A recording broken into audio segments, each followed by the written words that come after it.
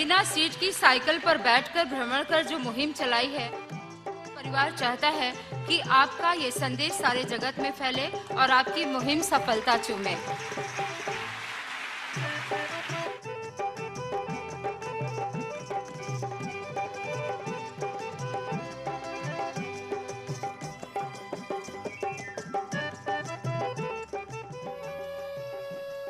इसको सीएम अखिलेश यादव ने कल झंडी दिखाई थी।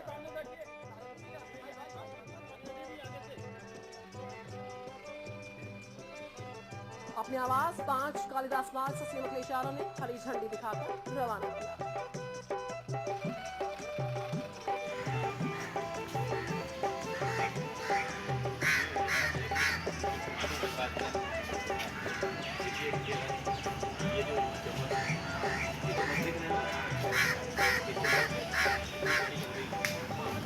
आपकी बात राजेश यादव के साथ।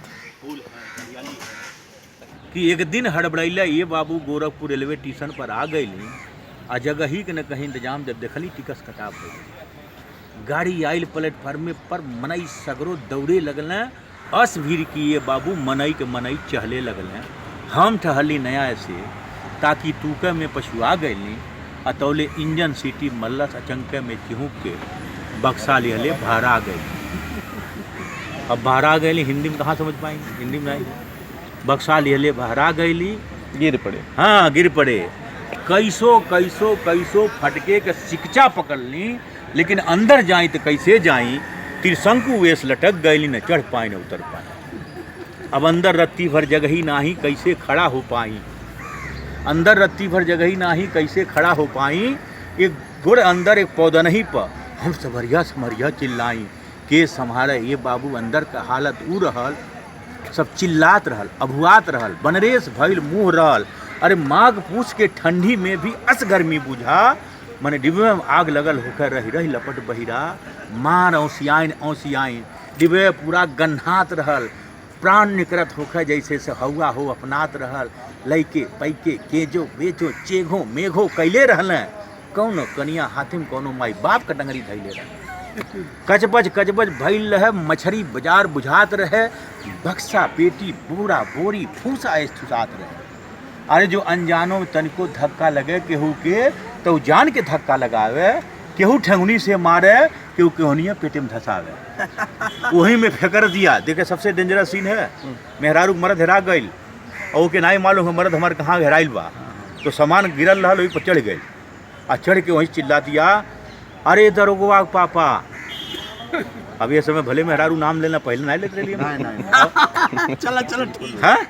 अरे दरोगवा पापा बोली कहाँ हेराइल बाणी, सामान पर चढ़ गई तो सब देख रही है।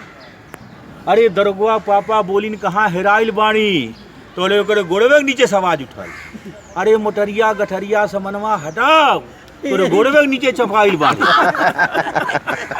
जी, जैसे कि बड़ी खुशी हुई इस अंदाज में, इसे लोगों ने बहुत पसंद किया है और ये हकीकत है जो भोजपुरी में था, आप लोगों ने सुना इसे।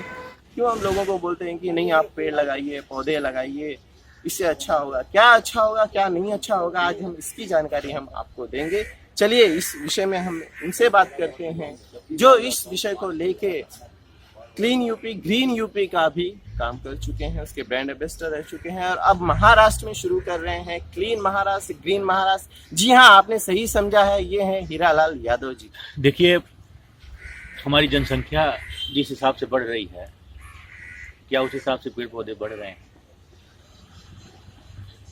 आपको सांस लेने के लिए शुद्ध ऑक्सीजन की जरूरत होती है, क्या वो ऑक्सीजन आपको मिल रहा है?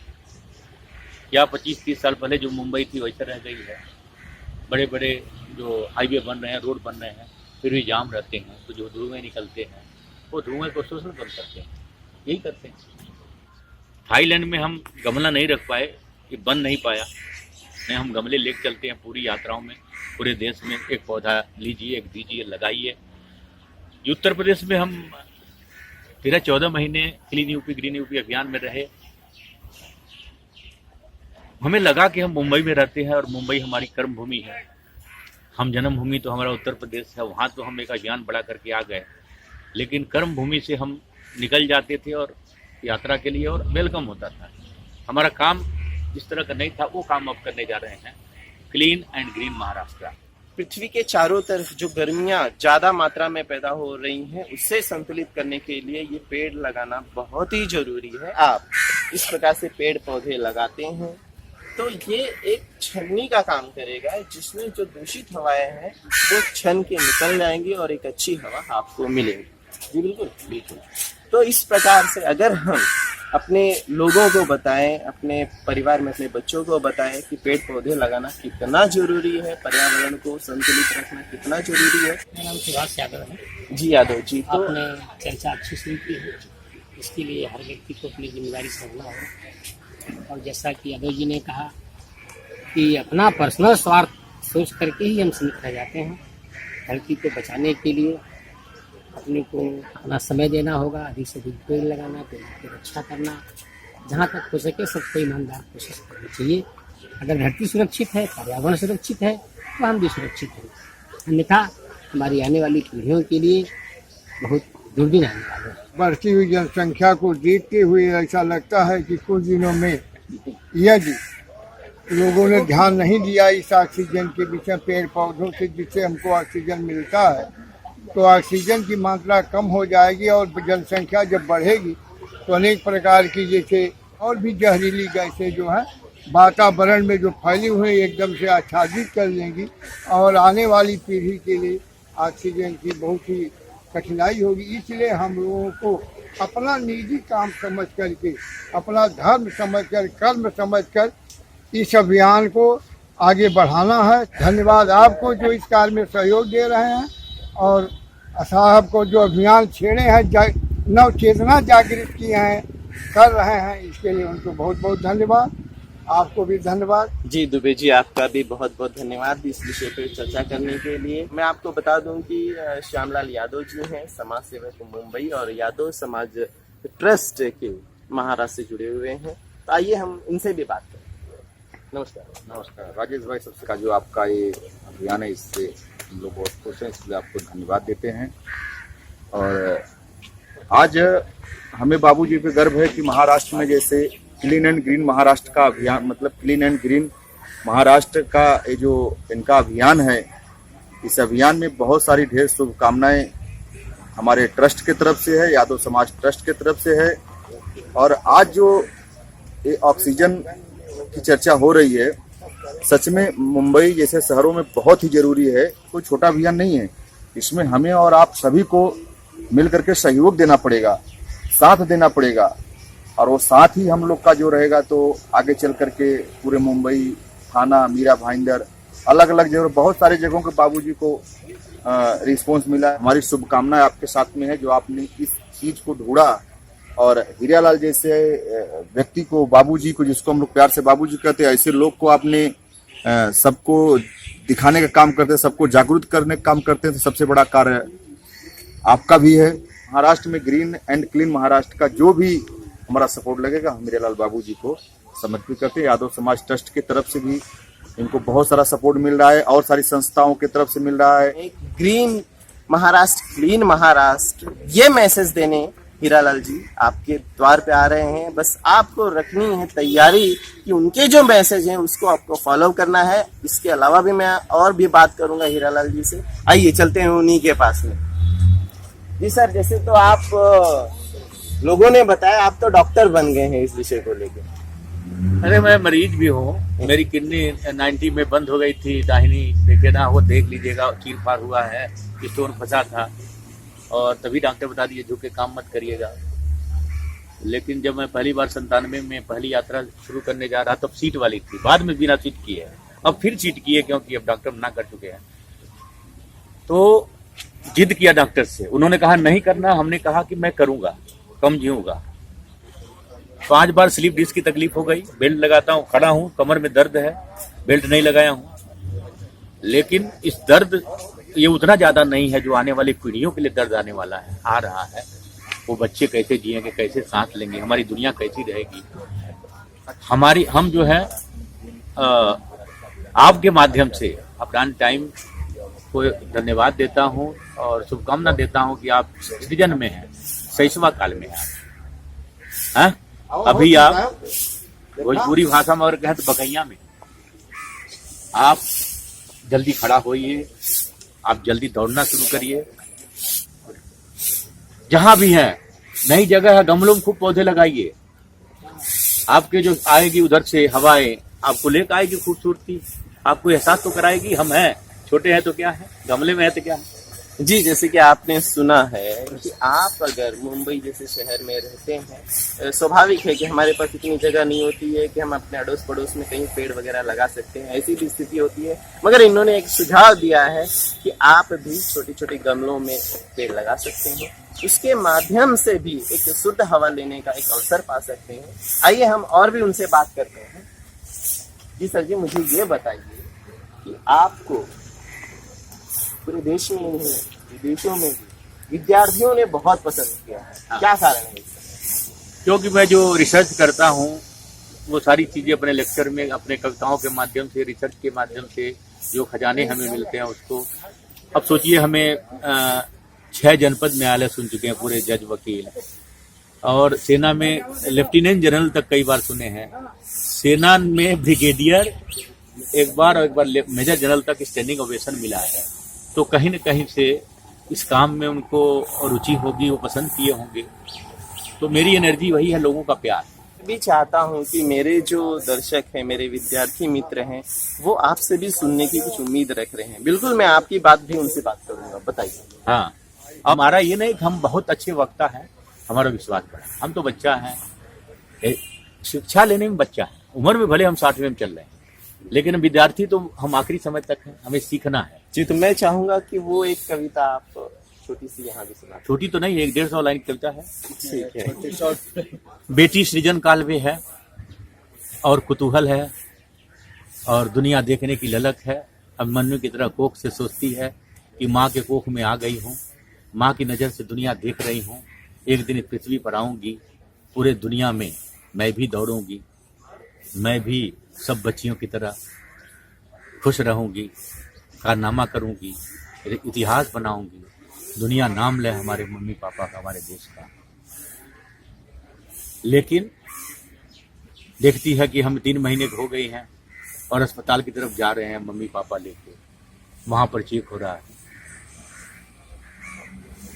शायद आशंका हो गई जो करोड़ों बेटियां मारी गई, कहीं उसी क्रम में मैं तो नहीं आने वाली हूँ। उस आशंका में सवाल करती हो आत्मा कि क्या हो जाता इस दुनिया में आने देते तो। अब आशंका तो हो गई, हमें मानने की तैयारी है। क्या हो जाता इस दुनिया में आने देते तो, मम्मी पापा कहते बुलाने देते तो, हमको भी उठने मनाने देते तो। मेरे आने की खबर से क्यों घर में पसरा सन्नाटा है, मेरे आने की खबर से क्यों घर में पसरा सन्नाटा है। जोड़ भाग में लगे हैं सब, क्या फायदा क्या घाटा। मेरे आने की खबर से पूरा कुनबा ही मुरझाया है, मुंह लटकाए बैठे हैं सब, मातमी मंजर छाया है। मुझे जीने का एक सुप्रीम अदालत होती है माँ और पिता में ज्यादा फर्क नहीं है, लेकिन एक फर्क इतना बड़ा है कि जो पिता नहीं कर सकता। माँ के पास कोख होती है, पिता के पास कोख नहीं होती है। सृजन काल से माँ को अपने औलाद के हिसाब से जीना होता है, उठना होता, बैठना होता, सोना होता, खाना होता है। और जब एक व्यक्ति का जन्म होता है तो माँ के लिए जीवन और मृत्यु का संघर्ष होता है। तो माँ से कहती है कि मुझे जीने का अधिकार दो माँ, अपनी ममता की छांव दो माँ, मुझे इस जग में उतार दो माँ, बस यही उपहार दो माँ, मुझे प्यार दो माँ, मुझे प्यार दो माँ, मुझे प्यार दो माँ। छोटा ही लगाइए, बाहर जगह नहीं है तो घर में एक छोटा सा पौधा लगाइए। आइए और भी हम उनसे बात करते हैं, और भी जो हमारे मित्र हैं उनसे भी बात करते हैं इस विषय को लेके कि महाराष्ट्र में जो शुरू कर रहे हैं उसमें लोगों में कितना उत्साह है, कितनी तेजी से लोग इस सफर को आगे बढ़ाना चाहते हैं। आइए हम ऐसे ही मित्र से बात करें। मैं दीपक खेत, भारतीय स्टेट बैंक में अधिकारी था, सेवानिवृत्त हो गया हूँ। हीरालाल जी का यह जो प्रयास है निश्चित ही अभिनंदनीय है, वंदनीय है। और साथ ही आपका यह जो चैनल है अपराह्न टाइम्स, आपका यह प्रयास ही निश्चित ही सराहनीय है। पर्यावरण निश्चित एक बहुत बड़ी समस्या है और हीरालाल जी ये जो प्रयास कर रहे हैं आने वाली कई पीढ़ियों के लिए एक वरदान है और एक बहुत बड़ा इनका योगदान है। खेर साहब आपको एक कविता सुनाने जा रहे हैं, ध्यान से सुनिए। कट रहे हैं पेड़, यौवन प्रकृति का घट रहा है, सूखती नदियों का पानी अपनी गाथा कह रहा है। चांदनी रातों में अब कहाँ वो नौका विहार, बहती हुई नदियों का पानी धीरे धीरे पट रहा है, धीरे धीरे पट रहा है। मेरी यह कविता पर्यावरण के लिए समर्पित है। आपके प्रयास में एक छोटा सा सहयोग है।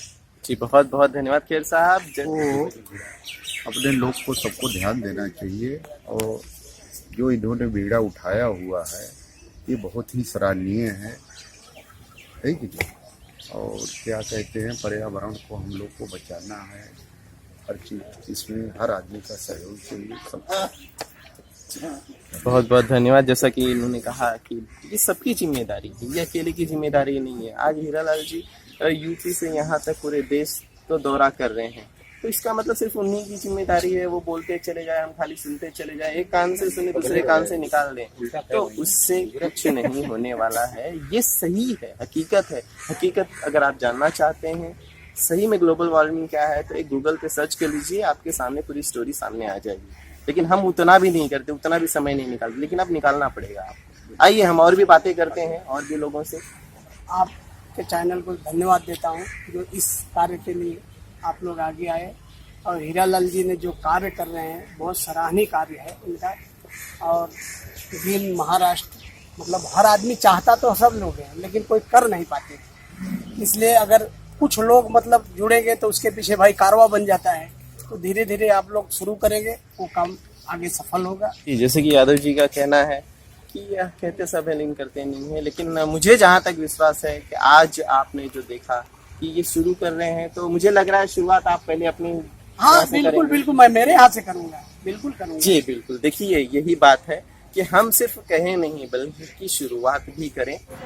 इस मैसेज को सिर्फ मैसेज ना रखें, बल्कि लोग निकले घरों से, आइए हीरालाल यादव जी का साथ दीजिए, इस पर्यावरण को दूषित होने से बचाइए और इस कारवां को आगे बढ़ाइए। आइए साथियों, दोस्तों, बहनों, भाइयों, बच्चों, इस देश के जिम्मेदार नागरिक आप सभी हैं। आपसे अपील करता हूं, इसी महीने में 21 तारीख से मैं शुरुआत करूंगा। ये मान के चलिए भाईंदर से चर्च गेट सेना में भी हमारा कार्यक्रम होगा, वहाँ से फिर हम कल्याण तक, फिर पनवेल तक। अब इसके बीच में जितने आपके स्टेशन हैं, नगर बसे हैं, हर नगर में जाना चाहेंगे। आप हर जगह तैयारी करिए, पौधा सजा के रखिए, संदेश रहे उस पर, कपड़े में बंधा रहे, एक नया अंदाज में आप पेश करिए जिसका अनुकरण हो, और अनुकरण होगा तो समाधान जल्दी होगा, अनुकरण होगा तो लोग आपसे प्रेरणा लेंगे। तो आप सभी से प्रार्थना है, निवेदन है कि आप इस अभियान से जुड़िए। कोई हमारा इंतज़ार की ज़रूरत नहीं है, आप जहाँ हैं वहीं लग जाइए। धन्यवाद जी। आप जहाँ हैं वहीं लग जाइए, यही सफलता है। लेकिन आपका इंतजार हीरालाल यादव जी भी कर रहे हैं और वो भी आपको मिलना चाहेंगे, मगर आप अपनी तैयारी रखिएगा। जल्दी ही भी आप उनसे बात कर सकते हैं, उन्हें बता सकते हैं कि आप कहाँ पौधे और कैसे लगा रहे हैं और आने वाले समय में और क्या चाहते हैं इस पर्यावरण को दूषित होने से बचाने के लिए। मैं राजेश यादव ऐसी स्टोरी आपके साथ हमेशा शेयर करते रहूँगा, ऐसे लाते रहूँगा। तब तक के लिए धन्यवाद।